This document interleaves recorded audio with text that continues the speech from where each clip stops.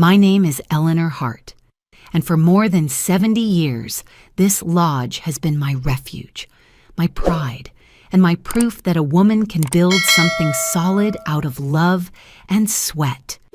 Tonight, on Christmas Eve, it became the stage for my deepest humiliation.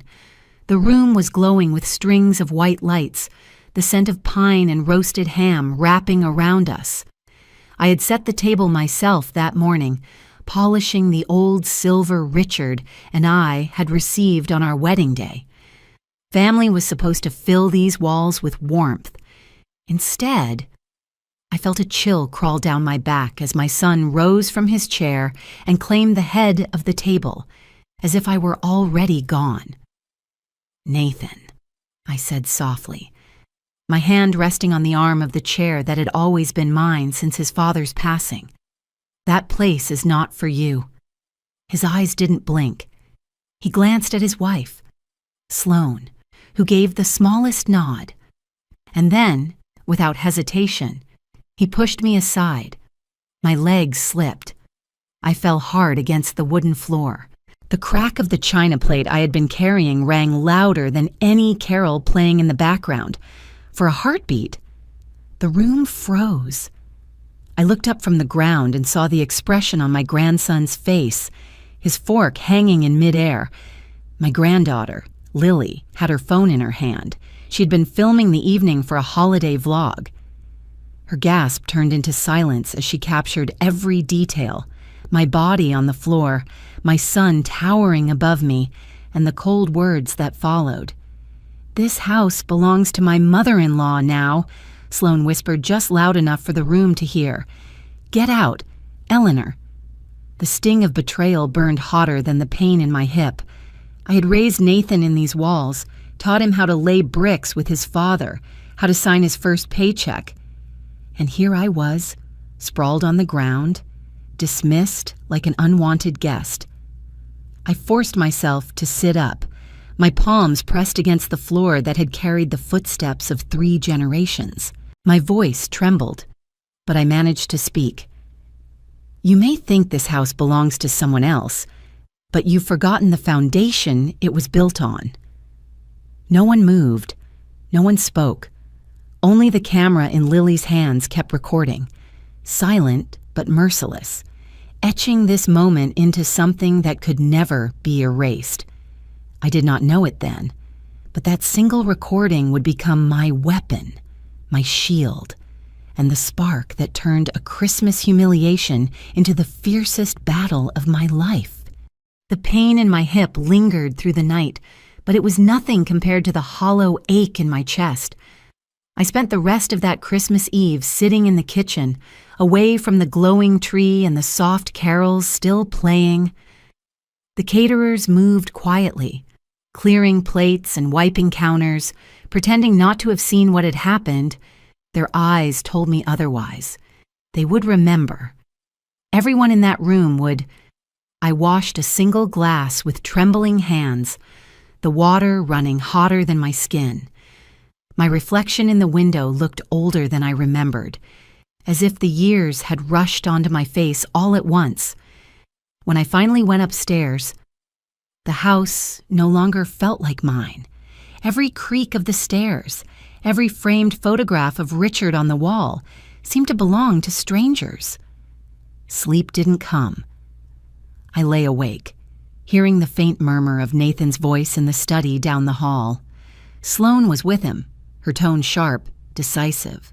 I caught a fragment when the door opened for a second, something about board support and looking decisive tonight. Then the door clicked shut. By morning, the bruise on my hip had darkened, and my grandson Ben pressed an ice pack against it with his small hands. "Grandma," he whispered, "are you okay?" I managed a smile for him. At 12, he deserved Christmas joy. Not this. Lily hovered in the doorway, her phone clutched to her chest. Her eyes were wide with guilt. "Grandma," she said softly, "I filmed everything. I didn't mean to. I swear. I was just making a video for my friends. But it's all there." Her voice cracked, and tears welled in her eyes. I reached for her hand. "You did nothing wrong, sweetheart. That video is proof, not shame. Keep it safe." She nodded, relief mingling with fear, and promised to back it up immediately. An hour later, as snow fell outside in thick, silent sheets, an email arrived on my tablet. It was from the company's finance office, though I knew whose hand was behind it. Effective immediately, all discretionary spending accounts tied to my name were suspended pending review. In plain words, Nathan had cut me off. I stared at the screen, feeling both fury and clarity settle over me. He thought he could erase me, just as Sloane had whispered. But he had forgotten the one clause Richard had insisted on when we drafted the family shareholder agreement all those years ago. Richard had called it a safeguard, a poison pill. If I were ever publicly humiliated or assaulted by an heir, with proof undeniable, the widow of the founder would have the right to seize controlling interest for the symbolic price of a single dollar. I picked up the phone and called Peter Caldwell, the family's attorney. His gravelly voice answered, steady as ever. "Eleanor, I heard something happened last night. What's going on?" I told him everything. My fall, the shove, the words that still rang in my ears. Then I told him about the video. Silence stretched. Then Peter cleared his throat. "If what you're saying is on tape, that clause can be enforced. But Eleanor, you need resources. Nathan holds the lines of credit. The moment you move, he'll choke off the cash flow. You'll need a bridge." The truth of it pressed down on me. Without money, without leverage, the clause was just words on paper. I looked out the window, where Ben was tossing snow into the air, laughing as it landed on his hair. I thought of Lily, still shaken, carrying the weight of a video that could tear her family apart. Something inside me hardened. I would not let my children, or their children, live under the shadow of arrogance and betrayal. If Nathan wanted to strip me of dignity, I would remind him who laid the first brick of Heartstone Builders. "I'll find the bridge, Peter," I said. My voice did not tremble this time. "You just make sure that clause is ready." As I ended the call, the bruise on my hip throbbed with every heartbeat, but the ache was no longer just pain. It was a reminder, a warning. The battle had begun, and I was not going to lose. The morning after Christmas carried no joy. The snow outside lay heavy, the kind that muffles the world into silence. But inside my chest, the noise was deafening.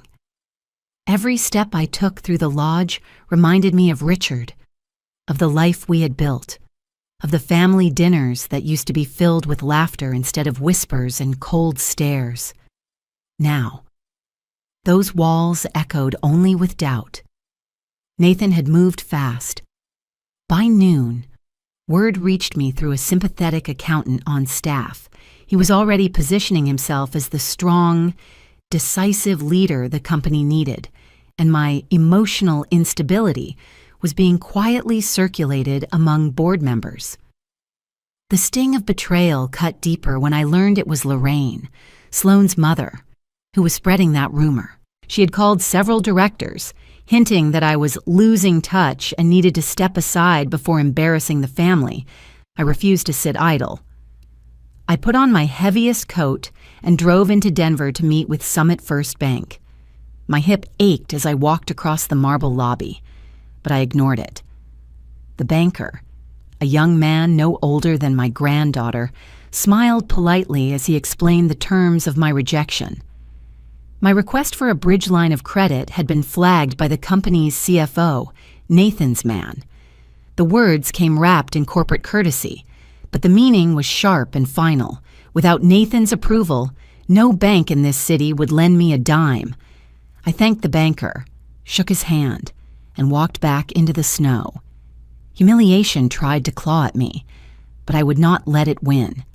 If Nathan thought locking the doors of every bank could stop me, He had forgotten that his mother had fought her way through tougher barricades than a denied loan. That night, I sat by the fireplace with Lily. She pressed her knees to her chest, staring at the flames, her phone glowing in her hands. "Grandma," she whispered, "what's going to happen to us?" I brushed a strand of hair from her face. "We're going to be fine, sweetheart. That video you have, it's not just proof, it's power. But power needs allies." The next morning, I called Peter again. "There's one man who might help," he said cautiously. "But Eleanor, he's not a saint. Victor Ames." I knew the name. Everyone in construction did. Victor had been Richard's fiercest rival 30 years ago, a man with a reputation for ruthlessness and precision. They had crossed swords in bids and lawsuits, each trying to outmaneuver the other. To reach out to him now felt like inviting the fox into the henhouse, but desperation has a way of blurring lines. We met at a small cafe in Cherry Creek. The snow was still piled on the sidewalks, and Victor arrived in a charcoal coat, his silver hair combed neatly, eyes sharp as a hawk's. He didn't bother with small talk. "I heard your son put on quite the show," he said, sipping black coffee. "And I hear there's a video." "There is," I answered, steady. "And there's a clause in the shareholder agreement that will hand me his shares for $1 if I enforce it." Victor leaned back, the corner of his mouth twitching into something between a smirk and respect. "Interesting.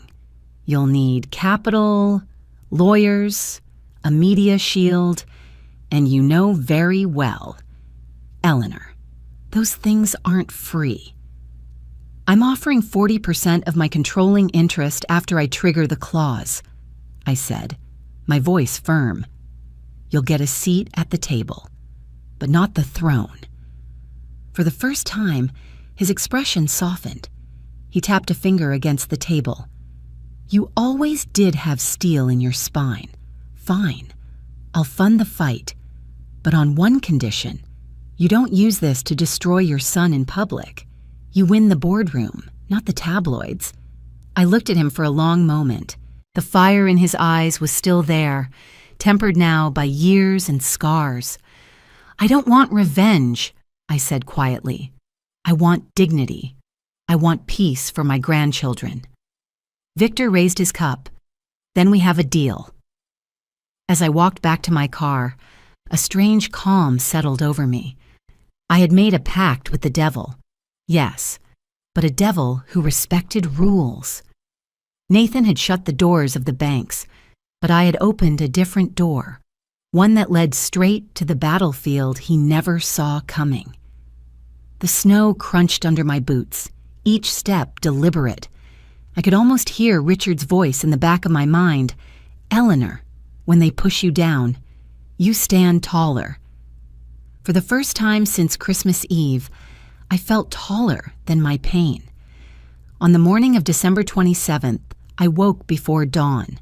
The air in the lodge was brittle and cold, the kind that seeps through wooden walls no matter how hard the fire crackles. My hips still pulsed with pain, but I welcomed it. Pain reminded me I was alive, reminded me what was at stake.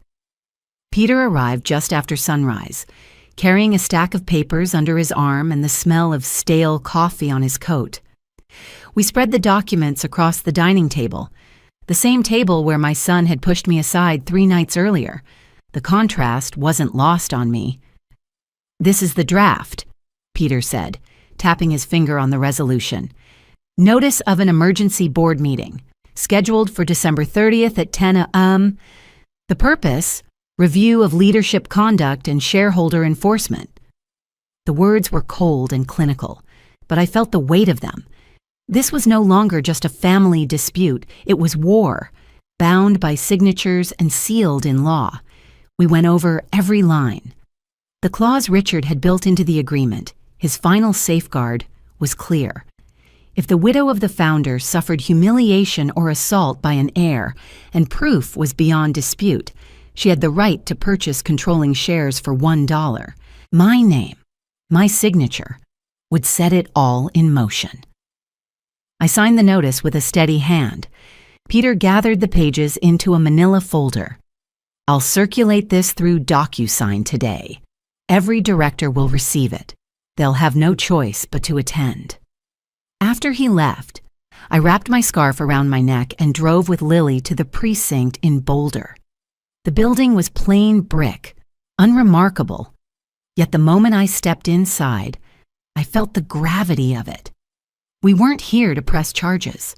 Not yet. We were here to establish a record, a footprint in the system that Nathan couldn't erase. The officer at the desk was kind, professional. I told him the truth. Lily handed over her phone, showing the video. He logged it into the report, assigning a case number, and handed me a copy. If you need to escalate, he said, this will be on file. I thanked him, and we walked back into the icy air. Lily clutched the report like a lifeline. I squeezed her hand. You did good, sweetheart. This isn't just about me. It's about you and your brother, too. That evening, the counterattack came. Lorraine was never one to sit quietly, and she had resources of her own. By nightfall, a confidential memo had circulated among the board, painting me as fragile, unstable, a grieving widow who had lost her grip. The phrasing was deliberate. I was beloved but in decline, someone to be protected rather than trusted. It was an insult dressed in silk. Sloane added her own cruelty. A text meant for Nathan flashed briefly on Lily's phone when she borrowed it to check the Wi-Fi. She needs a guardian, not a board seat. The words burned hotter than any rumor. I sat by the fireplace, staring at the flames. The children had gone upstairs. The lodge was quiet. In that silence, I reached for Richard's old recorder, the one he used to dictate notes. I pressed the button and spoke, my voice low and even. The wedding band feels colder than my son's eyes did when he pushed me. He has forgotten who built the walls around him, who gave him the table he now claims as his own. But I will not forget, and I will not surrender. The words trembled only at the edges. Speaking them out loud gave them shape, gave them strength. I closed the recorder and leaned back, letting the crackle of the fire fill the room. Outside, the wind howled against the windows, but inside me, the storm had settled into a sharp calm. Nathan had his allies, his mother-in-law's whispers, his PR machine, but I had something stronger. I had truth, I had law, and now I had Victor's backing. 3 nights ago, I was sprawled on the floor, humiliated. Tonight, I was preparing to walk into the boardroom with every weapon Richard had left me. The battle lines were drawn. There was no turning back. December 30th arrived with skies the color of steel. I dressed in black wool, not as mourning, but as armor. My hands didn't shake as I buttoned my coat. For 3 days, I had carried bruises on my hip and whispers in my ear. But now I carried proof. The elevator ride to the 18th floor of Hartstone Tower was silent except for the hum of machinery. When the doors opened, the boardroom stretched before me, long oak table gleaming under recessed lights. At the far end sat Nathan, shoulders squared, chin high. Sloane hovered behind him like a shadow. Lorraine sat among the guests, her smile tight, eyes sharp. Marjorie Kane, the independent director, called the meeting to order. Her voice was steady, practiced. The matter before us is conduct unbecoming of the CEO. Evidence has been submitted. Both sides will be heard. Nathan's attorney rose first, polished and confident. The video in question is unreliable. It is a fragment, taken out of context, a family disagreement, not an assault. To use it as grounds for removing a sitting CEO would set a dangerous precedent. I let him finish. Then Peter, my attorney, stood. He connected his laptop to the projector, and the room dimmed as the video began to play. The footage was unflinching, my son's hand shoving me, my body collapsing to the floor, the sound of glass shattering. Then Sloane's voice, clear as a bell. "This house belongs to my mother-in-law. Get out!" No one spoke. The silence was broken only by the hum of the projector. Peter clicked again, displaying metadata. Timestamp, location, file integrity verified. He called the 2 caterers as witnesses. Their statements matched the footage. Then he laid down the police report, stamped and signed. "This is not rumor," he said. "This is fact." Nathan shifted in his chair, his jaw tight, eyes flicking to the board members who suddenly would not meet his gaze. Lorraine leaned forward as if to intervene, but no words came. I reached into my purse and drew out a single dollar bill, folded, crisp, and deliberate. I placed it on the table before me. My voice carried, calm but unyielding. Under Section 7, Clause 3 of the Hearthstone Shareholder Agreement, I invoke my right as widow of the founder, in light of this public humiliation, with evidence presented and undisputed. I exercise my option to purchase 51% of the CEO's shares for the price of $1. The words hung in the air like thunder. Marjorie cleared her throat. "The clause is valid. The evidence meets the threshold. The transfer is effective immediately." I looked at my son then. His face had gone pale, his lips pressed into a thin line. For a moment, I saw not the man who betrayed me, but the boy who once built toy houses beside Richard's workbench. My heart ached, but I did not waver. "This isn't about revenge, Nathan," I said softly. "It's about dignity. And you've left me no choice." The pen scratched across the paper. The dollar bill slid forward, and just like that, the power he had clung to slipped away. January 10th dawned clear and sharp, the kind of Colorado winter morning where the mountains look close enough to touch. By then, the dust had settled. The board had accepted the transfer. Nathan and Sloane had packed their things and vanished from the lodge without a word. Lorraine, ever the strategist, withdrew into silence, her carefully polished image cracked beyond repair. I stood in the study one last time, surrounded by shelves of Richard's books and the faint scent of cedar. Papers were stacked neatly on the desk, the agreement with Victor Ames, signed and sealed. 40% of my shares now belonged to him, ensuring the company had the capital to survive. 10% I kept in trust, the Hart Family Fund, for Lily and Ben's future. The rest I released, along with the weight that had crushed my heart since Christmas Eve. The lodge was no longer mine. That truth stung, but it also freed me.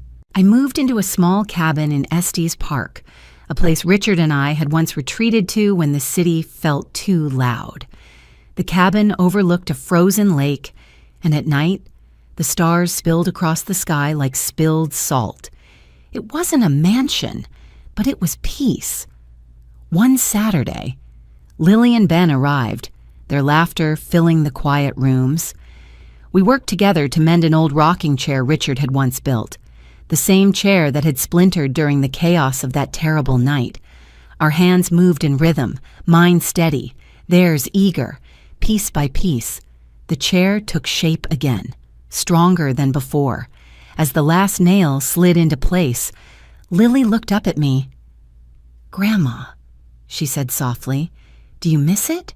The company? The house?" I pulled her close, her hair brushing my cheek. "What I miss," I told her, "is the family we used to be. But what I have now is better than any title or mansion. I have you, and I have peace."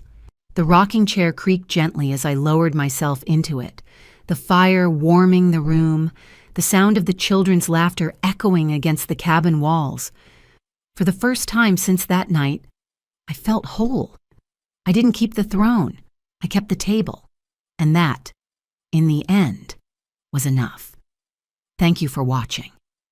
If you enjoy these family drama and revenge stories, Please subscribe and join me for more every day.